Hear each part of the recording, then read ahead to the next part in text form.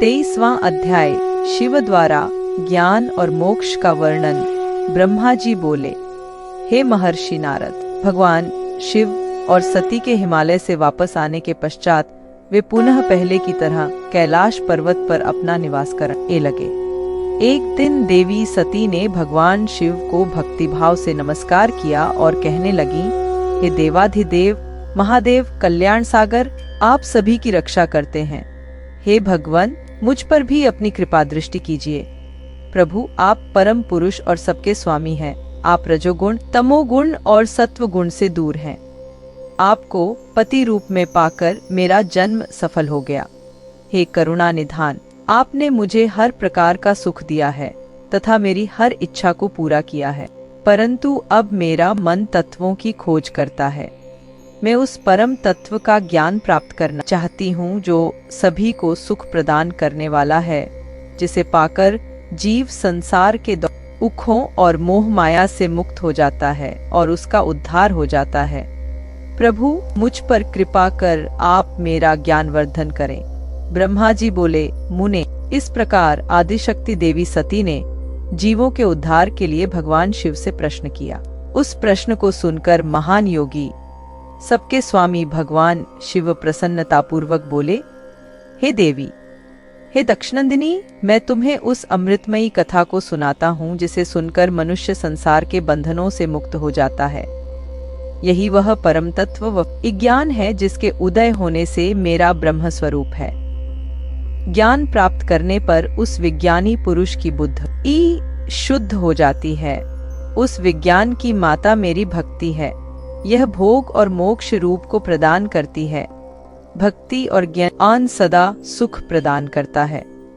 भक्ति के बिना ज्ञान और ज्ञान के बिना भक्ति की प्राप्ति नहीं होती है। हे देवी, मैं सदा अपने भक्तों के अधीन हूँ। भक्ति दो प्रकार की होती है, सगुण और निर्गुण। शास्त्रों से प्रेरित और हृदय के सहज प्रेम से प्रेरित भक्ति श्रेष्ठ होती है, परंतु किसी वस्तु की कामना स्वरूप की गई भक्ति निम्न कोटि की होती है। हे प्रिय, मुनियों ने सगुणा और निर्गुणा नामक दोनों भक्तियों के 9 भेद बताए हैं। श्रवण, कीर्तन, स्मरण, सेवन, दास्य, अर्चन, वंदन, सख्य और आत्म समर्पण ही भक्ति के अंग माने जाते हैं। जो एक स्थान पर स्थिरता पूर्वक बैठकर तन मन को एकाग्रचित्त करके मेरी कथा और कीर्तन को प्रतिदिन सुनता है, इसे श्रवण कहा जाता है। जो अपने हृदय में मेरे दिव्य जन्म कर्मों का चिंतन करता है और उसका अपनी वाणी से उच्चारण करता है, इसे भजन रूप में गाना ही कीर्तन कहा जाता है। मेरे स्वरूप को नित्य अपने आसपास हर वस्तु में तलाश कर मुझे सर्वत्र व्यापक मानना तथा सदैव मेरा चिंतन करना ही स्मरण है। सूर्य निकलने से लेकर रात्रि तक, सूर्यास्त तक हृदय और इंद्रियों से निरंतर मेरी सेवा करना ही सेवन कहा जाता है। स्वयं को प्रभु का किंकर समझकर अपने हृदयामृत के भोग से भगवान का स्मरण दास्य कहा जाता है। अपने धन और वैभव के अनुसार 16 उपचारों के द्वारा मनुष्य द्वारा की गई मेरी पूजा अर्चन कहलाती है। मन, ध्यान और वाणी से मंत्रों का उच्चारण करते हुए इष्ट देव को नमस्कार करना वंदन कहा जाता है। ईश्वर द्वारा किए गए फैसले को अपना हित समझकर उसे सदैव मंगल मानना ही सख्य है। मनुष्य के पास जो भी वस्तु है वह भगवान की प्रसन्नता के लिए उनके चरणों में अर्पण कर उन्हें समर्पित कर देना ही आत्मसमर्पण कहलाता है। भक्ति के यह 9 अंग भोग और मोक्ष प्रदान करने वाले हैं। ये सभी ज्ञान के साधन मुझे प्रिय हैं। मेरी सांगोपांग भक्ति ज्ञान और वैराग्य को जन्म देती है। इससे सभी अभीष्ट फलों की प्राप्ति होती है। मुझे मेरे भक्त बहुत प्यारे हैं। तीनों लोकों और चारों युगों में भक्ति के समान दूसरा कोई भी सुखदायक मार्ग नहीं है। कलयुग में जब ज्ञान और वैराग्य का ह्रास हो आएगा, तब भी भक्ति ही शुभ फल प्रदान करने वाली होगी। मैं सदा ही अपने भक्तों के वश में रहता हूँ। मैं अपने भक्तों की विपरीत पर इस स्थिति में सदैव सहायता करता हूँ और उसके सभी कष्टों को दूर करता हूँ।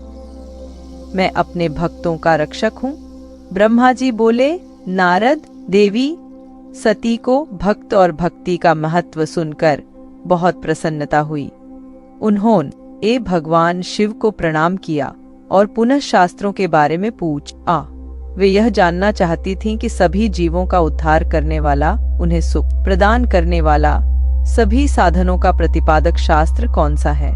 वे ऐसे शास्त्र का महात्म्य सुनना चाहती थीं। सती का प्रश्न सुनकर शिवजी ने प्रसन्नता पूर्वक सब शास्त्रों के विषय में देवी सती को बताया। महेश्वर ने 5 अंगों सहित तंत्र शास्त्र, यंत्र शास्त्र तथा सभी देवेश्वरों की महिमा का वर्णन किया। उन्होंने इतिहास की कथा भी सुनाई, पुत्र और स्त्री के धर्म की महिमा भी बताई, मनुष्यों को सुख प्रदान करने वाले वैदिक शास्त्र तथा ज्योतिष शास्त्र का भी वर्णन किया। भगवान शिव ने भक्तों का महात्म्य और राजधर्म भी बताया। इसी प्रकार भगवान शिव ने सती को उनके पूछे सभी प्रश्नों का उत्तर देते हुए सभी कथाएं सुनाईं।